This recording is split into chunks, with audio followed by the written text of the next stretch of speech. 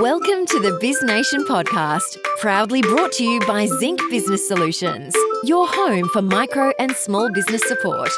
If you're looking for support in your business, join us on Facebook at Micro and Small Business Support Group. Here is your host, Kerry Zarb, to bring you interviews, hints and tips to help get you set in your business. We hope you enjoy today's episode. Today's episode is sponsored by Spend With Us, the platform to purchase your Christmas gifts from over 600 rural and regional businesses from Australia's premier online marketplace for rural and regional businesses, giving you great options for some or all of your Christmas gifts, including site-wide gift cards. Visit spendwithus.com.au and the link is also in today's show notes. Hi everyone and welcome to the BizNation podcast. I'm Kerry and this is episode 34. In today's episode I have an amazing guest, Jo Pilon from Expand Careers Consulting. Jo and I met through a social media mastermind earlier in 2020 and we have bonded over all things business, including her passion for career development and also the amazing impact this has on businesses, both large and small. Jo comes to us from Albury, New South Wales and has worked in positions such as library manager, project manager and trainer, all within the education industry. And at the same time, she was a partner, bookkeeper, and awesome Joe Friday in her and her husband's farming enterprise. So welcome to the show, Jo. Thank you, Kerry. It's great to have you here. Thanks for coming on to the show. And we're going to have so much fun with this. We're going to talk to everyone about your space, which is all about careers and career planning. And I wanted to kick off with my first question to you, which is actually just simply, what is career planning? Well, career planning is where we talk to people. So individuals usually to start off with, although we can do group work as well, to help them work out what they plan for the next few years with their career. And this just gives them some clarity about what they're wanting to do. Yep. In fact, maybe they don't want to do anything different, but that's fine because then they actually understand that they don't want to and they're happy where they are, which actually makes them quite satisfied, the employees, which is good for you and as a business person and good for them. Yep. Or maybe they want to move up into a leadership position, but no one else knows that because they haven't actually articulated it to anyone. So we will sort of be able to work that out in our discussions with them. Yep. And then I think, so this year's made it really difficult because it's shown us just how quickly things can change in the workplace and in your career. So another thing about career planning is it can help people identify where they can move to, how to be more adaptable, all of those things. So that's something that we actually have learnt from this year. Another good thing, I suppose. We've got to count our blessings with that. Yes. So in the coaching, we just try to build an understanding of the career journey so far and then how to build a positive future. Yeah. Exactly.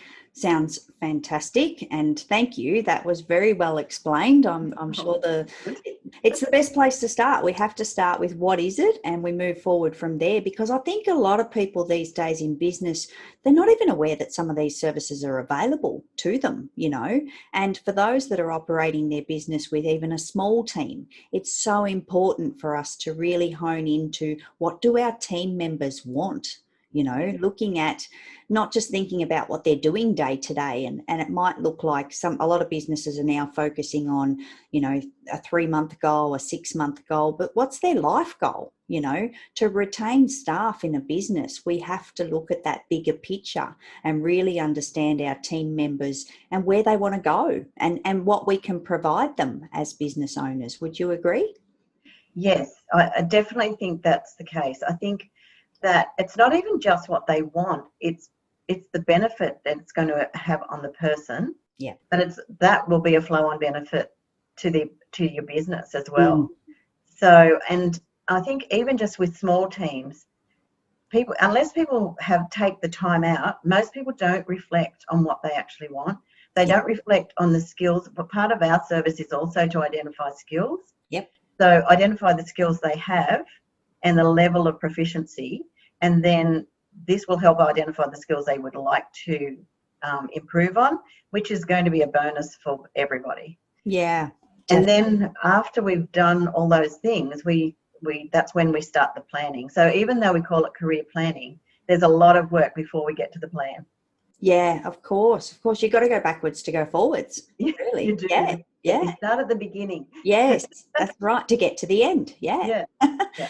And Jo, tell us exactly, or even, a little bit more detail, what kind of tools and processes are used in career planning? I think every career development coach, like that works the same as what we are, we all have our different preferred methods. But for Expand Careers, we do narrative counselling, which is narrative counselling is starting at the beginning, basically. So starting with life and career story. And from there, people understand the skills they've built up, the experiences they've had, what they like, what they don't like, all of those things. And we build that picture or build that story so that then they can move on to the next chapter. And through that, and then we also, that's one tool, that's our first tool. But our other tools are psychometric testing, which most career coaches also use. We have specific ones. There's lots of them. So it just depends on what you've been accredited in. Yeah. So we use DISC, DISC Advanced, and I'm not sure you have heard of that. I have, yes. Yeah. So it's a great tool. Yeah. And so it helps people work out their work styles. Do they like to work alone? Are they detail orientated? Do they have? It also helps with leadership style. So if they're wanting to move up into leadership, so they understand their own style. And then the thing I really like about DISC Advanced as well is that it does a comparison. So say you're having trouble with one particular employee, or two employees are having trouble together. It's probably just a personality or behavioural issue.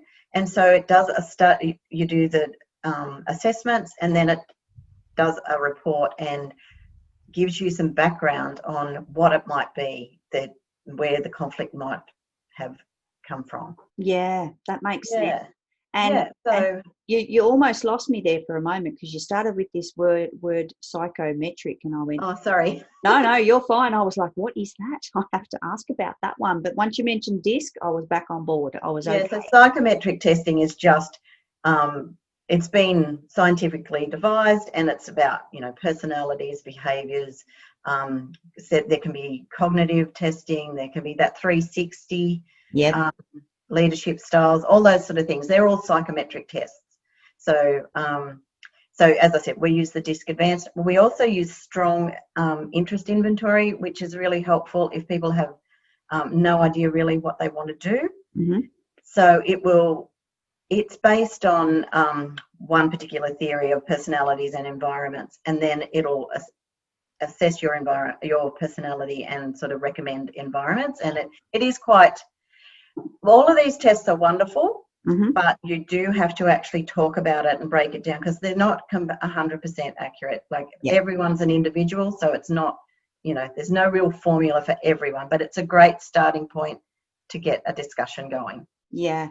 And these kind of tools that you use, do they give us those core basics? Like, say, for example, a person that's new into the workforce, and if they went through these processes and tools with you, say they were working in an office job, but they're really actually suited to be on the tools, is that the kind of identifying space that you can come from, or is that too broad? Do we need to narrow it down a bit? They definitely could. With the narrative counselling, I think that yes, they could be used to help someone identify that. Yep. But I don't think they could. There's no formula to say you are definitely a tools person, and do you see what I mean? Yeah. I think there's also there's other free tools as well that you can use, and do you like outdoor work? Do you prefer hands-on? I think and this is the thing that I have found is that so many people actually know Yeah. what their preferences are, but they don't articulate it, and they just sort of go with the flow. Someone will say, oh, you're great at maths, do this. So in the past, people was, oh, and probably still, I don't know, but people said, oh, what are you interested in? Oh, you're really good at maths, you're really good at English, do this because Yes. you're really good at English. But that may not be what they want. So we also offer things like values assessments. Oh, good one. So yeah, so then so many people go, if their values are not being met, so values are things like, do they, are they aware, sorry, I'm not articulating this very well. Are they really for looking after the environment? Do they want to donate, work to make sure that people are being helped, people less well off? Yeah. They're all values and really important beliefs. So if their important beliefs are not being met in their business, so if there's a conflict between those, so say I was a person that really thought that businesses have a responsibility to the community, but that was not being displayed, then that would be a real conflict of interest for my value system. And that's a big thing of why people leave jobs. So we do a values assessment. We also do a motivators, but like that's covered in some of the others as well. But the values often is not. And we do a skills audit as well, so that you can identify your skills, as I said earlier, and then work out what level you are, and once you've worked out what you actually want to do, how you're going to get there and which ones you need to develop. And that's where the plan comes into place. And then you start the planning.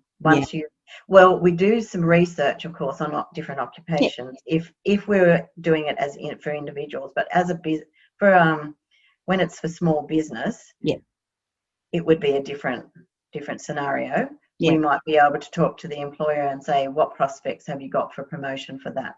For, in this direction type of thing. Yeah. And speaking of which, you work with small and larger businesses, like it's both? Yeah. Yes. Yeah. Interesting. Good. So for the larger businesses, often they've had performance appraisals, and that I think I'll probably talk about that a bit more later, but performance appraisals often pinpoint things that people are wanting to do, but because bigger businesses often have a really explicit structure, it's easier for people to see where they might want to go. Smaller businesses, they're not always very clear about if there's a career pathway. Yeah. Yeah, no, that makes sense 100%. And I think for the smaller businesses, it's tough. Like it's actually quite tough because you're right. In a larger business, there's different levels of management and things that people can aim and reach for. But in our smaller businesses, like I know with my team of 4, okay, sorry girls, where are you going? But for me, it's more about skill building for them for later in life is what I focus on with my team. And I'm sure many other small business employers do the same thing. What can we do it helps in your business as well. If you're actually focusing on the skills that you need for the position, making sure that you've got the right person for the position. There's so many factors to come in, even to a small business that can. That's right. Yeah. That is completely right. So, yes, you may not want to think that the people that you've got employed at the moment might move on, but then do you want to retain them? If they're not really wanting to be there as well, you might be better off helping them. Like if they identify this is where they want to go, but in the interim, they're building skills because they want to go this way, but they're still using those skills in your workplace. That's right. And then they'll move on, but you've got someone else who's really motivated and wants. Do you see what and you can, and it also clarifies, I think, to the small business owner what skills they are really appreciating and really needing in their business. Yeah, and I think it's sad, like you say, as a small business owner, that someone would be moving on, but it's life. It happens. I don't think it's a space to fear as a business owner. I think you can turn it into a positive. If you've got a loyal, valued employee for 12 months, 2 years, even maybe up, if you're really lucky, up to 3 years, that's a great space to be in, and to work closely with people, as we know we do in small business. It's not about putting them out in the field and leaving them to themselves and leaving them on their own, but nurturing and working together, and it's a win-win. Everyone wins. Yeah, it's a win-win in another way as well, because when they move on, they're going to be still really positive about your business. Yeah. And refer people to you. Yeah. So that's another positive. Yeah.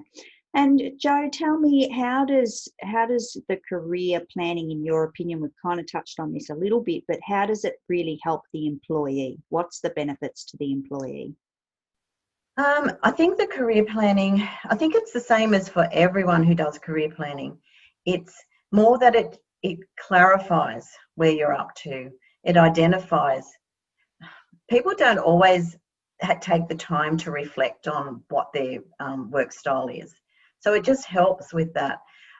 It also, depending on the age of the person too, like I've been working with a few people lately who have, they're sort of getting into their older years, but they are going to be working for another 10 years or at least. Yep. And they sort of want a trajectory out. Yes. But they don't want to not be skilling up either. Yeah. They want to keep the skills because they want to be still stay employed, but they also want to contribute. So there's all of that. So they get to understand their value. It gives them confidence in their skills, and it also, as I said earlier, identifies the ones they need working on. Yeah. Which is quite motivating, because then you've got a clear, okay, I actually need to do this. I can do this. This is how I'll do it. And it gives you and we provide a plan as well, of course. So it gives them steps to be able to improve their skills.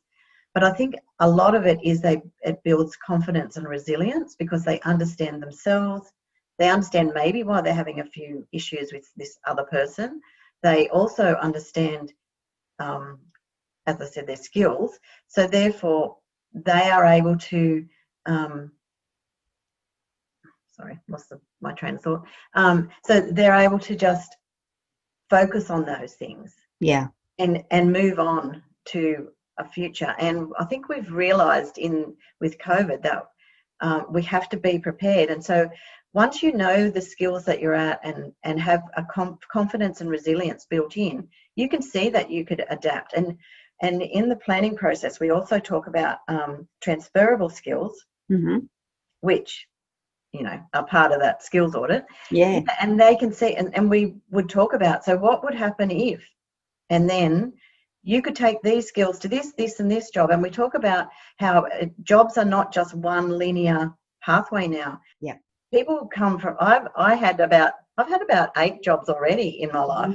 Yeah. So, and from every single job, I have gained numerous skills that I've been able to transfer to the next job. You would be the same, Kerry. Absolutely. So, absolutely. I'm having all these light bulb moments as you're saying these things, because I started in retail. I started in a supermarket back in the day. And yet, later in life, when I was managing businesses, and I've said this recently in other episodes, that for me, finance, I was not the math queen in school. I was not. If I had, I think back to my career advisor in high school, I was not destined for where I am, not at all, based on what I enjoyed and university was not on the cards for me. That was not, I was brought up to, you want something in life, you go and work for it. That's what we did, Yeah. And then, fast forward 15 years when I was managing businesses and the finances were all the same, that suddenly resonated with me years later. But stepping back to something else that you just said about people that are at that end of their career where they've got 10 years and they're starting to think about retirement. 10 years is a long time. That is not 5 minutes, like literally. That's not 5 minutes. So you want to enjoy those last 10 years of working. Yeah. And I'm actually finding that there's a lot of people who, yes, they're going to retire, but they want to enjoy their retirement, but they know they don't want to not work. Yeah. So they want to contribute in other ways using the skills they've gained through a lifetime of work. And not to mention so many. Oh, it's huge. It's massive. It is. It is huge. Yeah. And then Yeah. you've got the people that, like no one's got the crystal ball. Look at this year. It's just a disaster, But if you are sitting there now saying, I plan to retire in 10 years' time, you don't know where you're going to be at in 10 years' time. You could get to that point in time and you've still got to work part-time for another few years to reach your personal goals. So therefore, when you hit that, I'm coming up to the 10-year mark, it's not time to pack up your bat and ball and go home. It's time to actually probably even more so get in there and still be learning and, gaining, because technology changes, We've got to be realistic. There is so many options as business owners in the job market, and we have such a large arrangement of people with different skill sets. And I always come back to my gut feeling for the human, because everything can be taught, everything. And people want to learn, in all different generations, people want to learn. So I reckon business owners are in a really good position, particularly now, because the business owners it's the employees that are probably going to find it a bit harder these days. Yeah. Because there's so many people going for the same jobs. Yeah. Yeah. And I think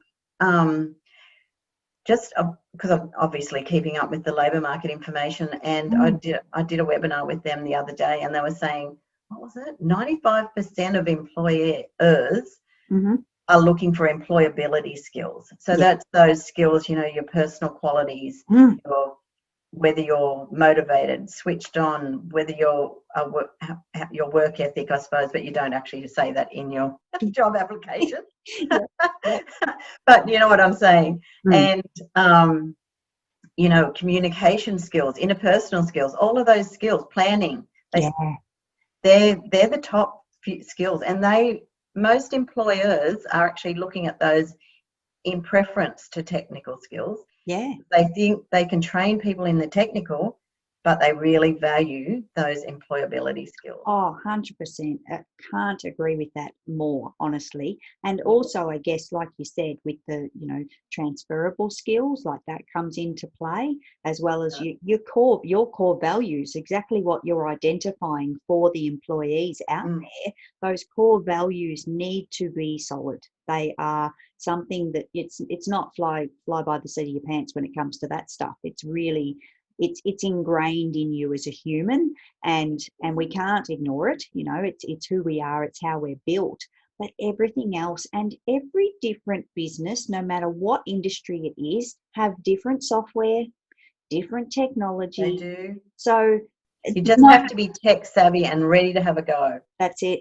It. Exactly. Yeah, I feel when you're talking about that, Kerry, I'm thinking of the young ones and how hard it is for them, because they haven't got that experience. Yeah.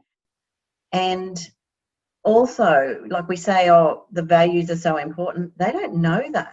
No. They don't know that about their explicit values. They don't even know, probably have not really, I don't know whether they haven't thought about it. Probably that mainly they haven't thought about it. They have them. Yeah. But they haven't identified them. That's right. And so it's very difficult for them when they're choosing a career path. And it's also hard for them because they don't realize that, yes, you can choose this career path, but then you don't like it. That's okay, because you can then look at those skills you've gained from doing that, from stacking shelves, from doing anything, and then move to something else that you do prefer. And you might jump around. And how many people jump around for the first 10 years before they actually find out what they would like to do? It's such a thing, and it's so okay. Like, I am the biggest advocate for, have a go, try it out, give it a shot and see how you feel about it. And it's a two-way street between business owners and employees. It's got to be a fit. And sometimes it just doesn't work. Sometimes. That's right. And at no fault of either one. No, that's just right. Sometimes it doesn't work. Yeah. So, 100%. Wow. We could talk about this all day. We could talk about this all day. Oh my God, it's amazing. Honestly, we're on the same. Yep, exactly. So my next question, because we kind of probably should move on a little bit. Oh yeah, sorry about that. No, it's me too. I'm shocking. How does career planning help you in the business? So we've spoken about the employees, but what about you and your business?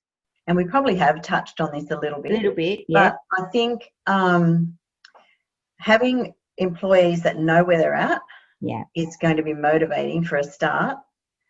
And then it also conveys the message. If you provide career planning for your employees, it conveys the message to them how much you care about them. Yeah. And care that they're happy and doing what they want to do. Yeah. It also means, so we did talk about whether that an employee might identify that, in a 12 months' time after they've done some study, they might move on. I would not necessarily advocate that you pay for their study or anything, because bigger businesses can do that, but smaller businesses could not afford to do that. But you might be able to implement some flexibility so that they have time to fit their study in, or those sort of things. So they show value, and employees will reward you for showing that sort of value in them. Yeah. So that's one or two probably aspects of it. I think it also will decrease your staff turnover, because, as I said, you might have staff that go, oh, yep, this is actually where I am really happy. So when they acknowledge to themselves how happy they are and why they're happy, they're going to stay there. And once again, if you've shown value to them, then that also is going to help them want to stay there. So your retention rates will probably be a lot better. Yeah. And you'll have a deeper understanding, I think, of what skills you need, where your employees are maybe having a bit of issue, or those sort of things. And therefore, when you go to recruit again, you'll know the type of thing that you're looking for. You'll know the type of employee you're looking for. Yeah. So, and I think you're right there, because as business owners, we're still learning.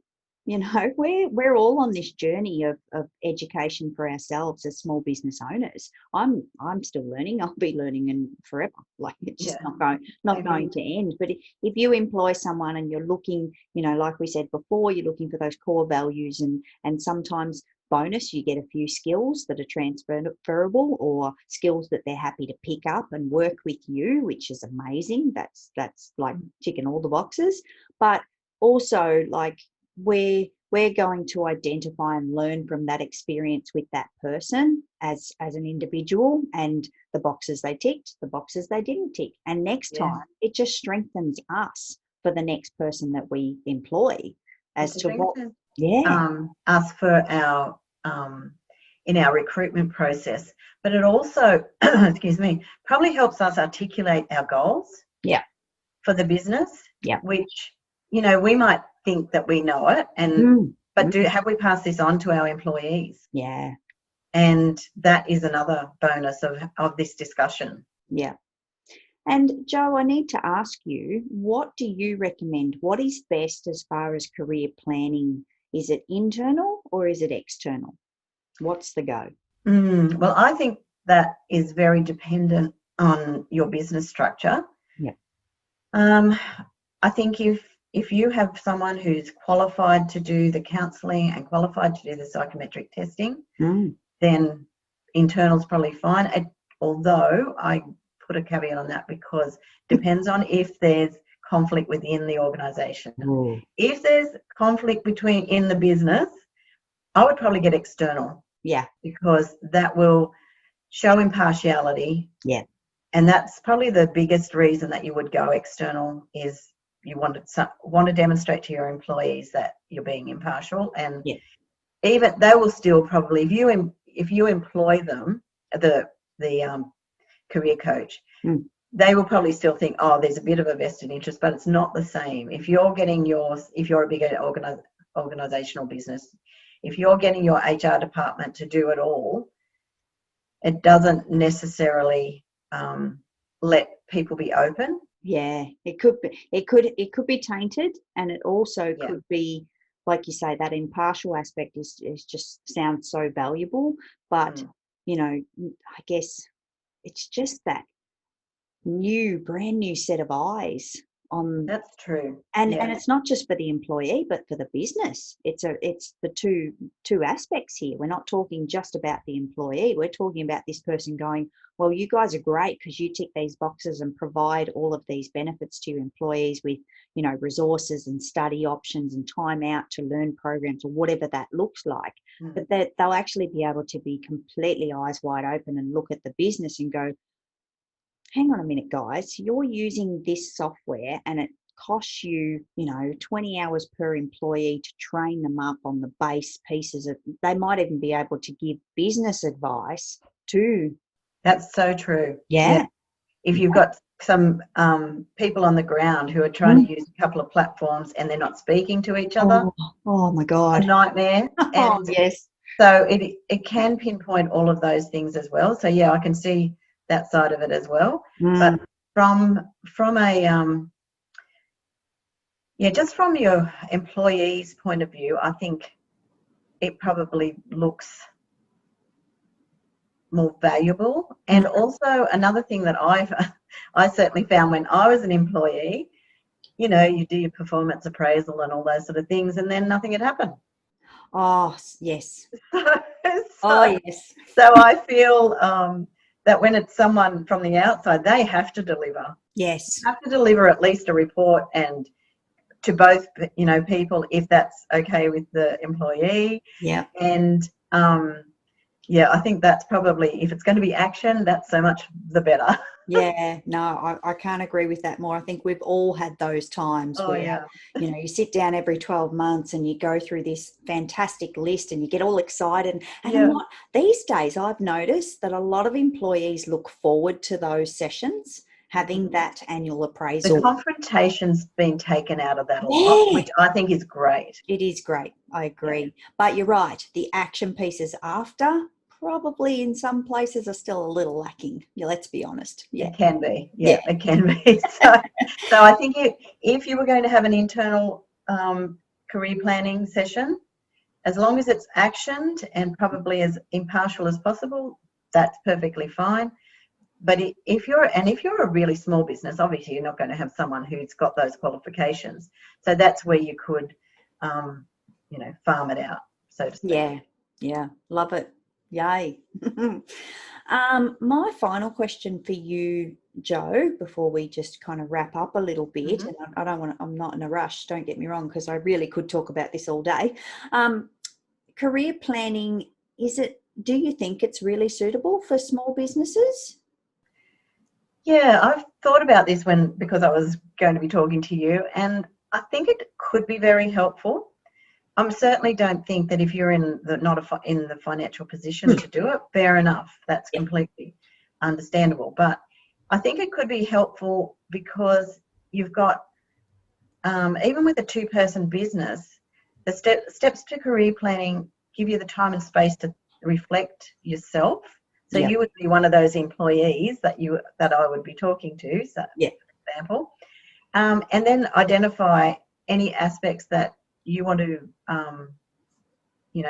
improve on, and I think it just gives you time, and it gives you a planning process and then you use things like the DISC, which helps you work out your work style. And so when you're a small business person, you've often just jumped into it because you have this wonderful idea. Yeah. But you don't actually understand how you work. You were maybe an employee once and you didn't get all those things. So you just don't really understand all of the work styles you have. You may not understand your leadership style, which even if you've only got one other person, you need to know how you are going to react with, like, that person is going to react to your leadership style. Yeah. So it gives those sort of, I think that it can be an advantage to a small business, but you just have to, it does depend on your situation. Yeah. And I think it could uncover some hidden gems by the sound of it. Like, I think you offer, in the career planning space, it branches further than that, and it can become more than that, which could bring so much value to a small business owner. I think for them personally as well, what do they want to achieve? That's right. What do they want to achieve? Yeah, because we're not. And we also offer like the skills coaching so if you didn't want to go and often do study, then we also offer like one-to-one coaching in certain employability skills. Yeah. And, research skills, those sort of things. So it just depends. Yeah. Oh, love it. Love it. Like I said, I could talk about it all day. It's just, I've been in that, employer, employing and all that kind of space so much for so many years. Yeah. And I'm so glad to have connected with you, Jo. We've gotten to know each other quite a bit through COVID, which has been awesome. And we're both very lucky. Oh, we are. And we're like biz buddies now. Like that's it. It's that's us. We are. So I'm so excited. And thank you so much for coming on the show. Before we finish up though, where do we find you? So my web address is www.expandcareers.com.au. Excellent. And any social medias? Yes, I do. Yeah. On Facebook, it's Expand Careers Consulting. Yep. And on Instagram, I think it's Jo Pilon Expand Careers. I'll pop the links in the show notes. Yeah, that'll be good. Yes, definitely. Jo, thank you so much for coming on the show and explaining this space to us. I think it's just got so much potential for businesses and a really good time. Like as we're wrapping up 2020, it's a really good time to start thinking. For 2021. Yay. Yeah, that'll be good. Excellent. And thank you so much, Kerry, for having me visit and for letting me share what I do. And hopefully it was clear because sometimes I get carried away and I distract so many things I want to tell people. I know. Well, they can go to your website and they can suss it all out. If we haven't covered it today, there is so much more that they can learn from you. And thank you again for coming on the show. It's been a pleasure. Thank you, Jo. Thanks, Kerry. Bye. Bye. Thanks for joining us for the BizNation podcast, proudly brought to you by Zinc Business Solutions, your home for micro and small business support. You can find us at zincbusinesssolutions.com.au. Tune into future episodes for more interviews, hints and tips to help get you set in your business.